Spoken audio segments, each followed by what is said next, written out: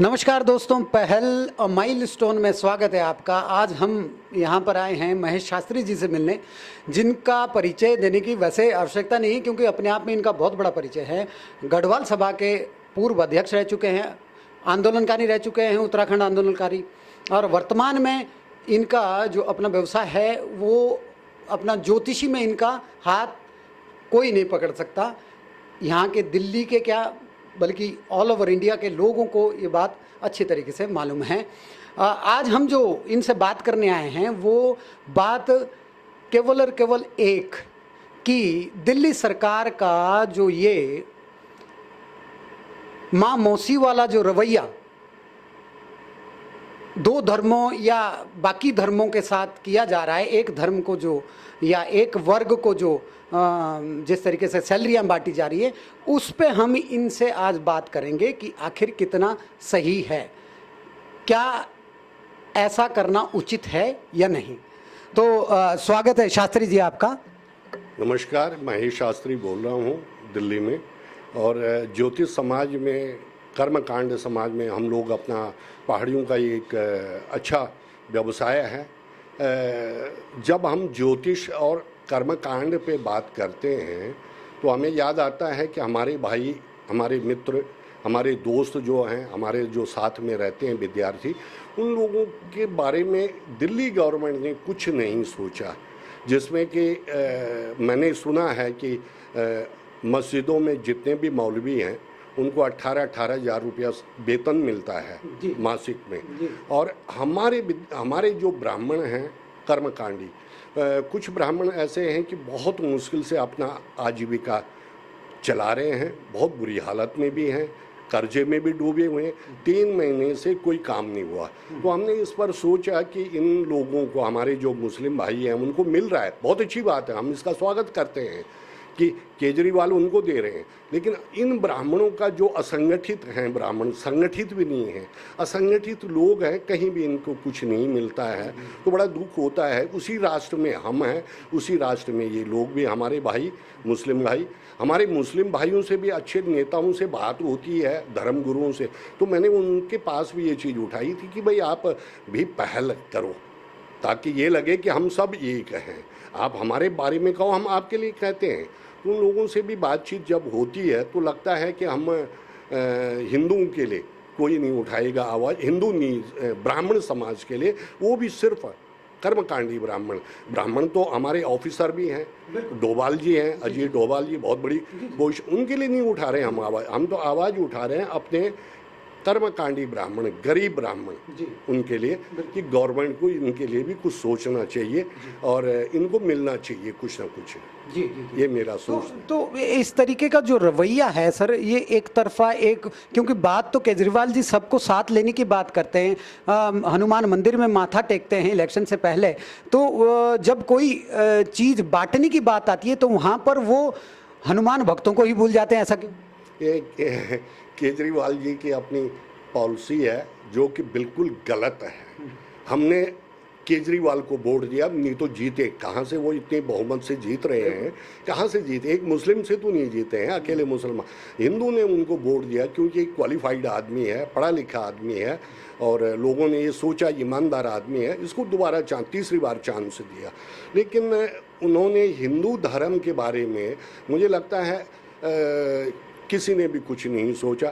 मोदी जी ने 20 लाख करोड़ रुपया दिया, उसमें ब्राह्मणों का क्या हिस्सा है? कर्मकांडी ब्राह्मणों को कहाँ क्या मिला है हमें? मंदिर हमारे बंद हैं, मस्जिदें बंद हैं, गुरुद्वारे बंद हैं, गिरजाघर बंद हैं।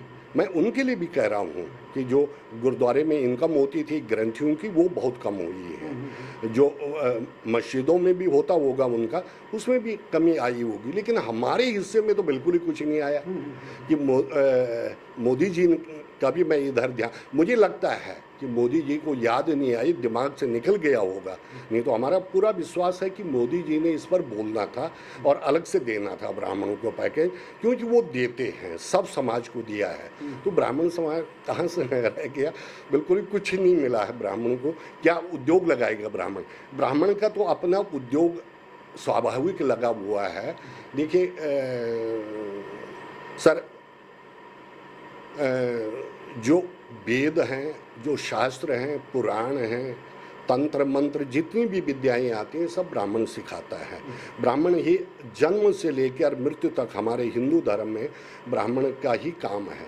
लेकिन इस दौरान जो लॉकडाउन में हुआ है, ब्राह्मण को ना शमशान गया, ना घाट गया, ना ब्याह शादियाँ हुई हैं, कुछ नहीं।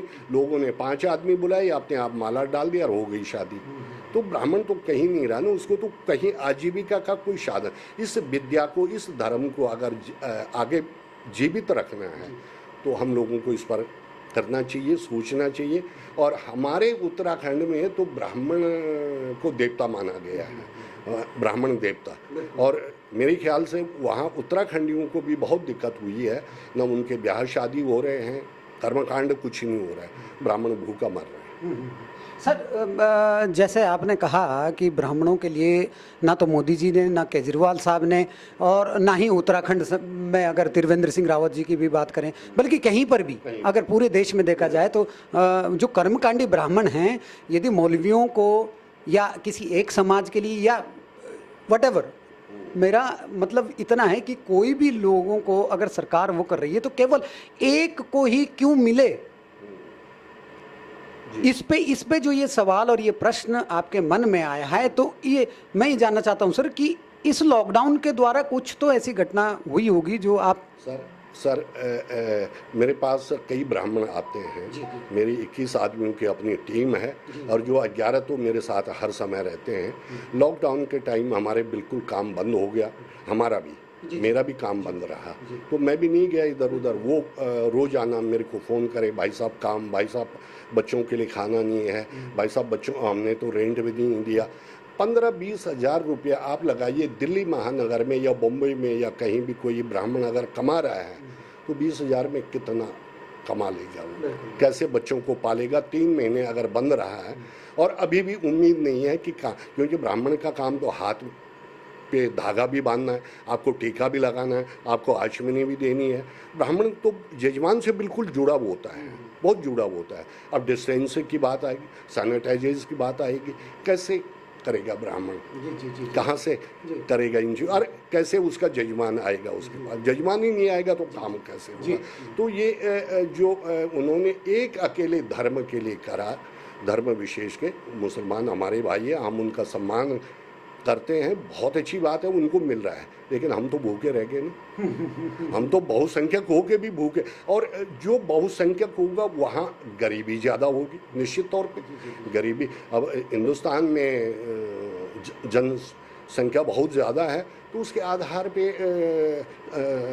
कोरोना भी बढ़ रहा है। जी, कोरोना भी वही बढ़ रहा है जहाँ ज़्यादा जनसंख्या है। तो ऐसे ही भिखमंग गरीबी जो है, ब्राह्मण समाज हमेशा तिरस्कारित रहा है। सर ये तो बात रही एक मुद्दे की। एक मुद्दा जो कि काफ़ी टाइम से, और आप आंदोलनकारी रहे हैं उत्तराखंड के, तो आंदोलनकारियों के प्रति जो वर्तमान सरकार है उसकी किस तरीके से आप देखते हैं कि क्या क्या चीज़ें कर रही हैं? सर, आंदोलनकारी शुरू से ही तिरस्कृत होते रहे हैं, शुरू से ही, चाहे वो कांग्रेस की गवर्नमेंट रही हो। 15-20 साल हो चुके हैं गवर्नमेंट बने हुए। मेरे ख्याल से तीसरी चौथी मुख्यमंत्री आ चुका है। कब उन्होंने ध्यान दिया? पूर्व के मंत्रियों ने क्या ध्यान दिया इस पर? जो आज आंदोलनकारी हमारे खास भी हैं, उसमें खास मित्र भी हैं, उन लोगों ने क्या करा?